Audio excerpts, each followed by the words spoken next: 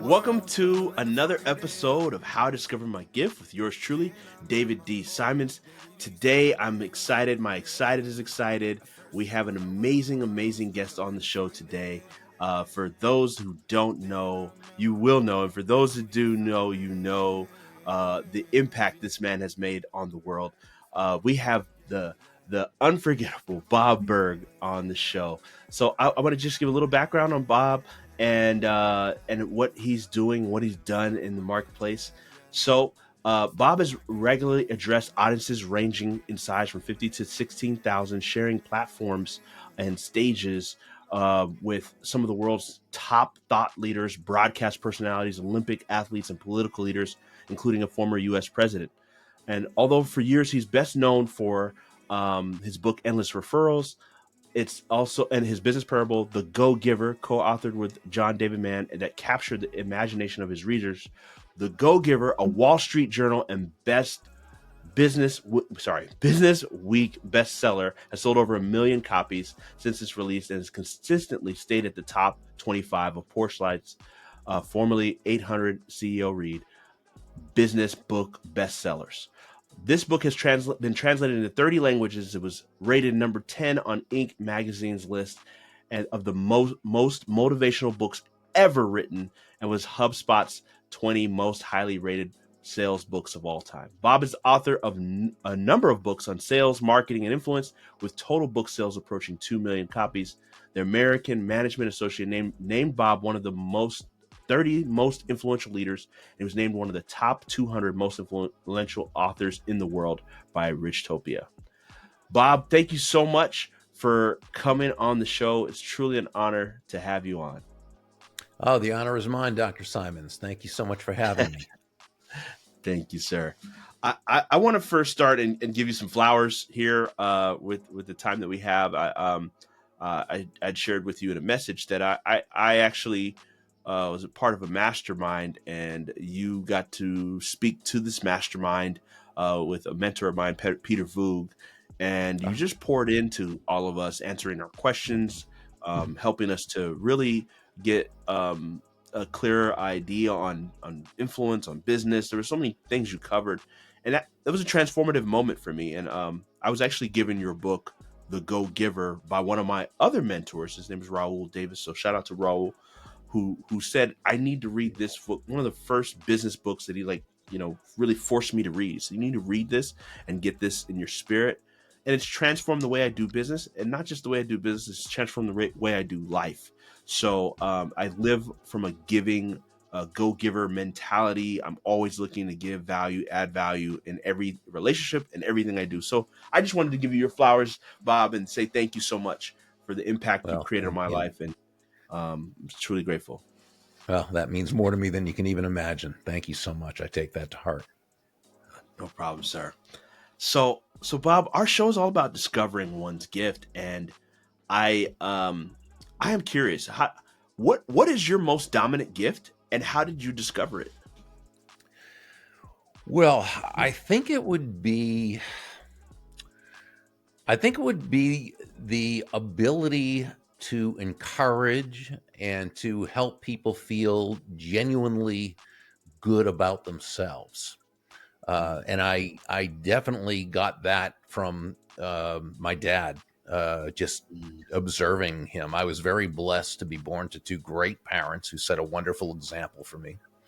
My dad, that was really that sort of, person who was out more in the limelight. He was, everyone knew him, and when they, if they met him twice, they already loved him, But he just had that wonderful way of focusing on others and being really genuinely interested in them. And it didn't matter who they were. It didn't matter their position in life. Nothing mattered other than that they were a human being. And, it's just something I picked up by osmosis, really. I just got to watch him do this. And so when did you start to notice this as something that was a part of you, and leverage this in business and in life to the higher levels that you've been able to leverage it at? Yeah, I think I sort of knew this even when I was in maybe late high school and so forth. I knew I kind of had the ability to do that, but it wasn't until I was probably in young adulthood that I really said, this is just the way I like to be. And as I started to watch different people in business, and I'd see people do things in certain ways, some of them were congruent with my values and others weren't, and you got to see different people do things in different ways with different results. But I noticed patterns, Mm, and that was that the people who seem to really genuinely, authentically care about others, these were the people who always seemed the most sustainably successful professionally, but also personally. mm, It was not an either or. And so often we're led to believe that, you can be one way in business and another way in life. And you got to be heartless and ruthless in business, but a good person in life, nah, I don't think so. It's really difficult to be two different people, right? that's so true. And I notice, again, the people who are successful in all the various ways, Mm, they seem to be the people who had that kind of giving spirit. They wanted to add value to others. They wanted other people to be better off just as a result of knowing them. beautiful.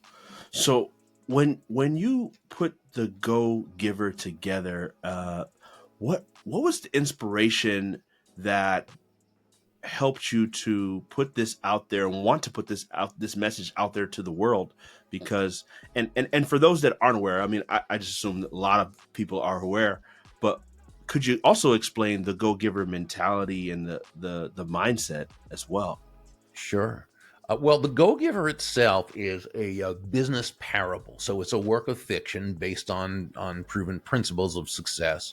It's co authored with John David Mann, who's an absolutely brilliant, brilliant writer and is the guy who really made the story come alive. And he was a wonderful entrepreneur in his time, too. So, I mean, he was just amazing.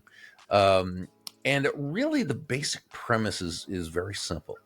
It's that shifting your focus, and I think this is really where it all begins, shifting your focus from getting to giving. And when we say giving in this context, we simply mean constantly and consistently providing immense value to others, understanding that doing so is not only a more fulfilling way of conducting business, but really the most financially profitable way as well. Mm, And not for any kind of way out there, woo woo, magical, mystical reasons. Oh, just be nice and good. That no, not. It's really it's much more logical than that. It's much more mm, rational than that. When you're that person who can take your focus off of yourself and place it on serving others, yeah. discovering their needs, their wants, their desires. When you can make it not about you, but about helping others to solve their problems and challenges. When you can take your focus off yourself and make it all about moving another person closer to happiness, people feel good about you. They feel great about you. They Mm, want to get to know you. They like you. They trust you. They want to be in relationship with you. They want to do business with you if that's appropriate. But they definitely want to tell the world about you. They want to be what we call your personal walking ambassadors. mm, And that's really what it is in a nutshell. And John and I put 5 laws around it. None of them are original. And it's so funny because John and I are often asked, or we were often asked, when the book first came out, well, what is it about this book that is different from other success books? And we'd always say, nothing. There's nothing new under the sun, right? Right, we know right, that. And so, right. principles. I remember Jim Rohn used to say, beware the person who comes offering you new fundamentals, right? And no, they're Mm, fundamentals for a reason. They're right. proven That's principles. So we so name them, we gave them certain names and described them a certain way, but there's certainly nothing new. got you. So then what about the person like who says, I've been able to have fulfillment and I'm not a go give. They may not say this about themselves, but they're not a go giver. They don't have that mentality, and they're like, well, I go out and get it and I make it happen and I get what I need to get. like how, you know, what is your what is your approach to somebody like that, and why should they consider a different route, and when they have been, it seems like it's working for them going that route. Yeah, so we call these people go takers, right? Mhm. And so opposite of a go, so a lot of people think is the opposite of a go giver a go getter. No, opposite. We love go getters. Go getters Mhm. take action, right? Right. You've got to, yeah, we all know this. Yeah, you can have the best ideas, the nicest thoughts, the greatest of intent, but without action, nothing's going to happen. So we say, be a go getter and a go giver, just don't be a go taker. That's that person who is, as you were describing, is all about the take. It's all about them. Not now. Here's the interesting thing. First, in order to be successful in business, and this is to the degree that we work in a free market environment, simply meaning no one's forced to do business with anyone else. The Mm. only way you can make money is by serving another human being. Because remember, nobody, and I used to say this at sales conferences when I'd speak, I'd say, nobody's going to buy from you because you have a quota to meet, That's right? true. That's No one's true. going to buy from you because you need the money, or even just because you're a nice person. They're going to buy from you ultimately because they feel it's in their best interest to do so, that they'll be better off by doing so than by not doing so. So even that go taker has to find a way to serve Mm. the marketplace. Now, they may Mm. not care about the fact that they're serving another person, but that's what they've got to do. Now, you also take, let's say, this go taker who does things even, and I'm not saying dishonestly or anything else, but because then it's a non-starter. But let's just say they're an honest person there, but they're a go taker. They really don't care about others, and they find ways to bring value, but it's only because they have to and stuff.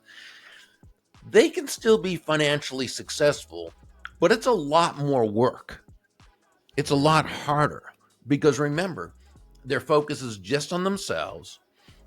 They probably come across that way, and people aren't as likely to do business with them, but maybe they are so good on what Wallace D. Wattles in his classic 1910 classic, The Science of Getting Rich, he called the competitive plane instead of the creative plane. We want to be on Mm. the creative plane, creating value for others.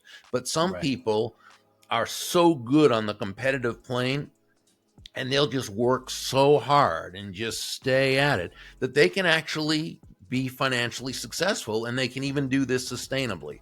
But again, Mm. it is so much more difficult, so Mm. much more difficult than when you're focused on actually serving the marketplace and Mm. bringing value to others. And typically, if you look at a go taker, again, sometimes, yeah, they can do well in business, but boy, typically their relationships and other areas of their life are not very good at all. Why? Well, they're go Mm. takers.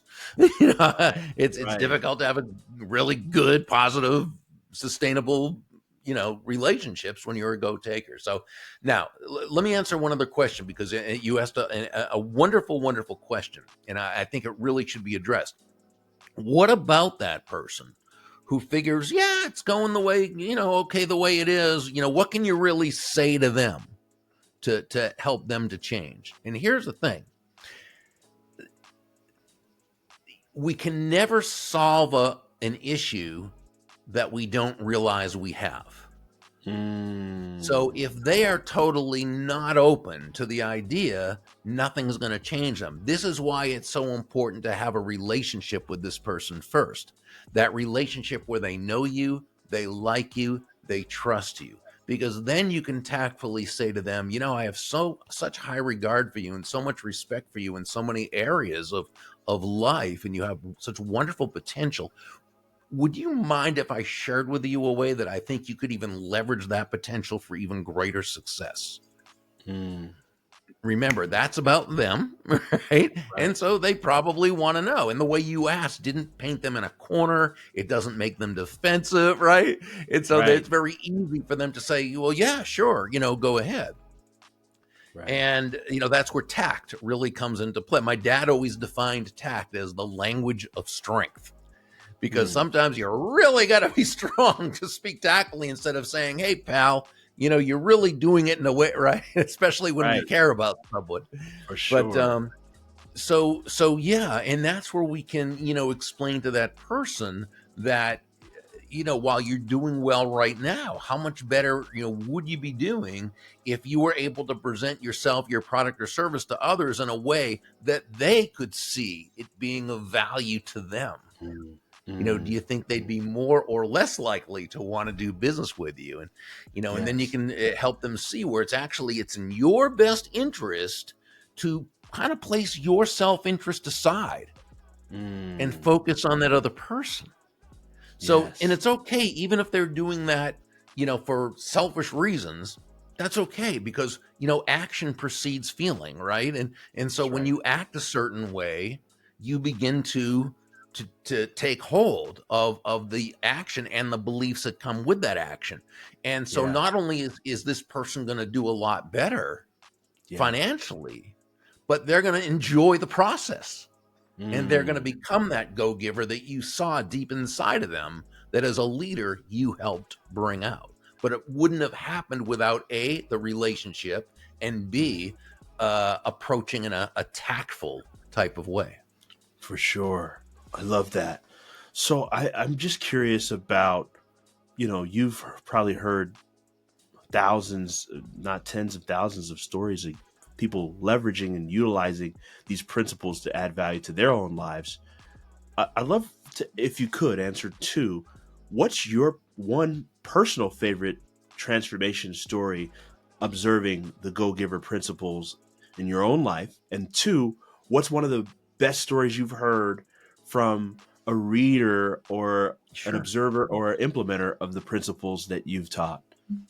Yeah. So the first one really came as a lesson to me a little less than 40 years ago. I had been in sales for a couple of years, and after a slow start, because I had no formal experience in sales, I'd gotten a couple of books. One was by Zig Ziglar, the other was by Tom Hopkins, two of the experts in the sales space, even back then, and now they're Mm-hmm. legends. And so I did well, but after a couple of years, I went to another job. I was selling a high ticket item, and I was in a slump and couldn't seem to get out of it. And I really forgot all the great lessons I learned from those two men in their books. And I became very focused on just getting out of the slump. So I was focused on Mm, myself, not my customers. mm, And there was a gentleman at the company. He was an older guy. He wasn't in the sales department. I think he was an engineer or something like that. And he actually retired soon after. I didn't know him very well, but he was one of these guys who didn't say much, but whenever he did, it was always something profound. So, mm. fortunately, I think he saw me as sort of like Joe, who I would write about 20 years later in The Go-Giver, with John David Mann.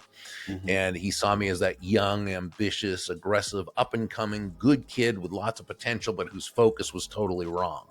Right. And he, Right. he said to me, Berg, he was a last name kind of guy. He said, Berg, can I give you some advice? And I said, yes, please do. I definitely need it. And he said, if you want to make a lot of money in sales, he said, don't have making money as your target. Your target is serving others. Now, when Mm, you hit the target, he continued, you'll get a reward. And that reward will come in the form of money. And you can do with that mm, money whatever you choose. But never forget, he added, the money is simply the reward for hitting the target. It ain't the mm, target itself. Your target mm, is serving others. And mm, what that really said to me was that great salesmanship is never about the salesperson, right? Great mm, salesmanship is never about the product or service, as important as those are, and they are. It's never about that. Great salesmanship is all about the other person. It's about that person whose life you're trying to add value to, or we can even more accurately say it's about that other person's life being better just mm. because you are part of it. And That's I good. think that when we come at sales from that foundational premise, we're really 9 steps ahead of the game in a 10-step game. Mm, that's good. I love that. Now, oh, thank you. Now, I think about you had asked a story from a reader, I think. Mm-hmm. And this actually came soon after the book was published, and this was during the financial crisis. And Mm-hmm. he was a roofer in the greater Pittsburgh, Pennsylvania area. He Mm-hmm. repaired roofs, and like all his colleagues and competitors at that time, they were going through a real down slump because people just didn't feel like they could take a chance on spending money on getting their roofs repaired. Right. And so he did it first, and this is what he told John and me in an email. He did it first what everybody else was doing, and that is pull back on the value, trying to save money, save it, because he was not doing well. And then he read The Go-Giver, and he said to himself, I'm going about this all wrong. I have to find a way to add more value, not less. Now, adding more value doesn't mean it has to cost you more. There are all Mm. sorts of creative ways to do so, and this is what he did. He researched the insurance companies that people had to go through, and he found a way to really make the process easier for homeowners to get their money faster and to the amount that they should be able to receive. So now what he would do is he would knock on doors or make phone Mm. calls and so forth, and he wouldn't ask if they want their roofs repaired. He knew that. You could tell by the Yeah. roofs. uh, he would just say, that I can help you to get your money back much faster than you might, think is possible, and get the most amount that you should, get. And he said his business just, wow, it took off. Yeah. Wow. And That's yeah, and all that was a shift in focus on his mm. part. He Look at found a that. way to bring value in a way where all the others were thinking about just themselves. What do I do because, I want to do roofs because I need the money. Well, that's not why people are going to get their roofs repaired, especially Mhm. not during a financial crisis. So Right. he showed them how they could get what they wanted. And you remember the old saying by, Zig Ziglar, he said, you can have everything in life you want if you'll just help enough other people get what they want. And that's That's exactly right. what this young man did. That's beautiful. Wow. Great story. Thank you for sharing that.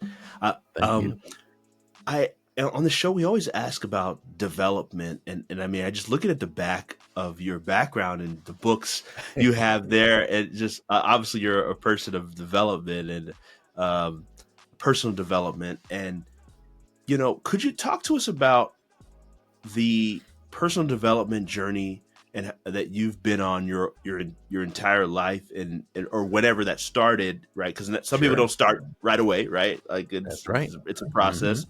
Mm-hmm. But the importance of personal development and what goes behind the scenes to make Bob Burg the person he is today. Like I know everybody sees the things in the front, but nobody sees what's in the back, the reading, the study, the practice, the preparation. So if you could speak to the dark hours where nobody knows the work that you're And all doing the and failures and failures all and the all of failures on that. the way, right? Yes. Yeah. So it's really funny because you mentioned books, and so I always say my home is comprised of books with some scattered furniture, because I love the books, and just love having them around and knowing they're there. Beautiful. Um, but yeah, so I was a horrible student in I barely graduated high school. I got into a small state college on academic probation, and if such a thing exists, I think I probably graduated on academic probation. I was just not a student at the time. I had no respect for the concept of it. I just wanted to get out into the world and so forth. And then, I got into sales. I mentioned that I got into sales, had no formal training. I got those books by Mr. Ziegler and Mr. Hopkins. And one of the things they talked about in those books is the importance of personal development, and they Mm, recommended books to get, um, and the more books I got, the more it kept recommend, right. And so I started collecting books and studying books, like, from yeah. How to Win Friends and Influence People to The Magic of Thinking Big to Psycho-Cybernetics to the Richest Man in Babylon, As a Man Thinketh, just all these old classics and Mm, studying them, and I came to very quickly realize that success is really an inside job. I mm, mean, it manifests itself outwardly, mm. externally, of course, but it begins here. Actually, it begins here and then here, the Right, head and then the heart. right. And and it's improving as a human being, and it's recognizing that we all have to grow. Mm, Uh, and that was a big thing. And I've been fortunate to have mentors along the way. People like Charlie Tremendous Jones. I don't know if you remember him, but he was one of the mm, real, just this guy was a great author, great speaker, great insurance salesman, and just mm, he was one of the real icons of the speaking industry. And he was. He became a real mentor of mine, and he turned me on to all these different books. And his like mission was just for people to read and get to, and so I've been fortunate to be around so many people who all had that same kind of feeling, and be influenced by them. And so, yeah, I think that really is, when we get to a point where we realize that we never stop growing. There's always more to learn, and yeah, that most of what we think we know is really a matter of our belief systems. that's right. And that it's a combination, and they're unconscious, right? And Mm, it's what we were given. It's that combination of upbringing, environment, schooling, news media, television shows, movies, and so much is negative. that's so And true. the world gives us these horrible anti-prosperity messages. Yes, yes. And yet, if we believe them, we're going to run our lives according to them. We run our lives according to our unconscious beliefs. This Mm, was what Maxwell Maltz and psychocybernetics. That's when I first learned that. And he talked mm, about our mind being a machine, and it can be a success machine or it can be a failure machine, depending upon how it's programmed. Well, the key mm, is to make since it's been programmed unconsciously, it's to make the unconscious conscious mm. and program. And and again, it's we're all subject to this. It doesn't matter who we Yes, are. truth. um and it's just it's realizing that, and making a decision. And that That's right. decision is, what are you going to put in your head and in your heart? Mm, that's gold. That's gold. Oh, Um, thank you. just a couple more questions for you, Bob. That I mean, this is phenomenal. Thank you for sharing these insights. I I uh, I I know that a lot of Oh, I people. think I just lost the connection. Are you still Oh, there? oh yeah, I'm here. Hmm. You know what? Okay, I lost the connection for about Oh, 5 or 6 okay. seconds. I'm so sorry. Oh, no worries at all. I Go was ahead. I was just gonna say I have a couple more questions for you, Bob, and one of the questions I have is around this aspect you just talked about it, anti-prosperity, how people are subconsciously you know sabotaging their success, not knowing that their programming is off. And another thing we see is that a lot of people have a problem marketing themselves, which is, I think, is the most important aspect of, if you're a great writer like yourself, and you've created a great product, you're great in sales, you're great in whatever you do, but you don't market that to the world. It's going to be hard to have that prosperity in your life. It's going to be hard to have that success. So, what is your philosophy around marketing oneself, marketing one's gifts, pushing their talent to the marketplace? Well, like you say, it is very important. So when you put content out there, that's a wonderful way to market yourself, because you can put content out there that is very value based, and you can do it, and it can be anywhere from a minute to 5 minutes, or as long as whatever. But it's a way of being able to market yourself as an expert, or as the authority in your field, in your niche. That's one way of marketing yourself. Another way of marketing yourself is when you're meeting people individually, is being that person who's always focused on that other person. It's being in a conversation with someone you meet, and rather than telling them all about you, which they're probably not interested in when they first meet, right? Because that's how it usually is. They're interested in Yeah, themselves, not us, right? right. It's a matter of asking them questions about themselves. How did you get started as a Mm, so and so? What do you enjoy most about your work? One great question I love to ask people is, how can I know if someone I'm speaking with is a good uh, potential client for you? Mm, Right. that's And good. so these are questions that are others focused, right? Instead of I Mm, focus is, and these are the questions. This is the best way to market yourself, right? mm, Is by communicating to others that you have a genuine and authentic interest in them. mm. And Yeah, so, yeah, and there's really all kinds of ways, but I agree with you totally. You can have the indeed. best product or service in the world, but if no one knows who you are or where to find it, nothing's going to happen really fast. That's right. That's right. So, so the final question before I ask where people could get plugged in and learn more about your books, your offers, and the things that you do. Um, the question that you weren't prepped on this at all, which is, what's the difference between one's gift and one's purpose? One's gift uh, and one's purpose. okay.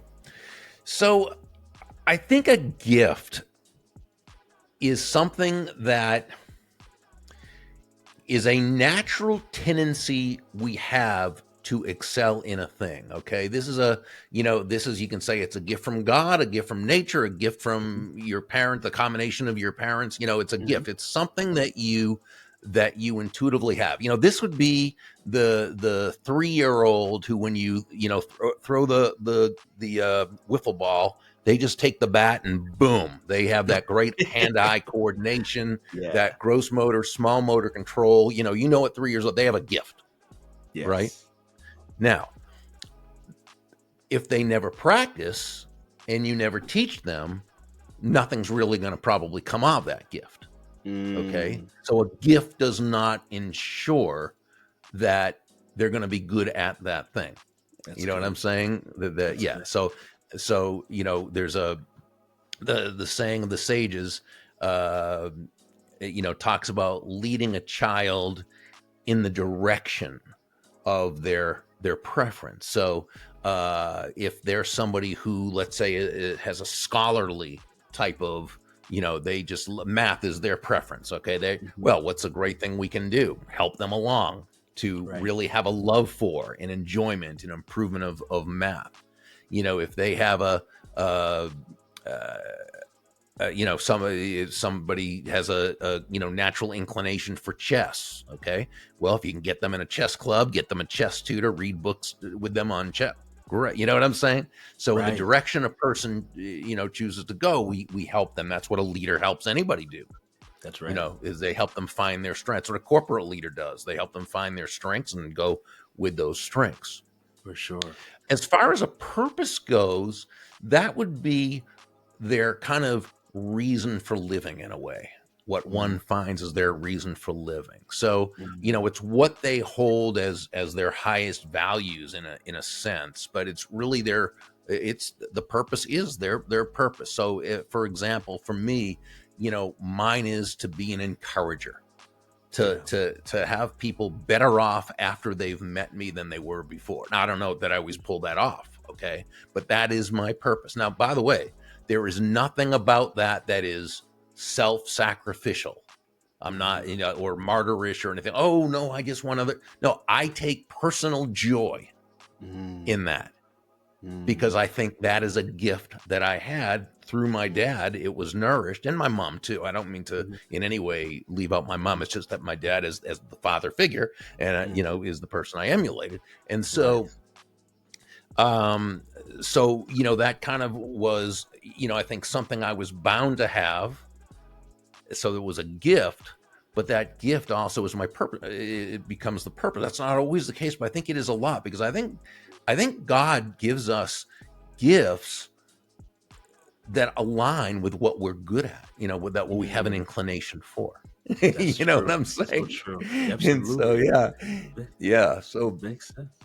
yeah. So that's how I would answer it. Again, I'm not saying I'm right, but Beautiful. that's kind of how I, I. I I love it. I love it. That's phenomenal. So Bob, where can we send people to learn more? They if they want to get your book and they haven't read it, they want to or books, because there's multiple books, or they want to book you to speak or learn about how can the famous question you asked for others, how can the people that would love to utilize what you do, how can we plug them and connect them to you? Thank you. Yeah, the easiest way is just to go to burg.com, and pretty much everything's there. And there should be one of those pop-ups, or if not, you can see it. But you can subscribe to my daily impact newsletter that I write Monday. I publish it Monday through Friday, which is a little jolt of inspiration, sales, people skills, leadership, whatever happens to be the thought, of the day. Beautiful, wonderful. Well, we're gonna send people there. Thank you so much, Bob, for taking some time Ah, thank to pour you. into Thank you. me and to the listeners. So greatly appreciated, sir. Oh, my absolute pleasure. Thank you so much for having me. No problem.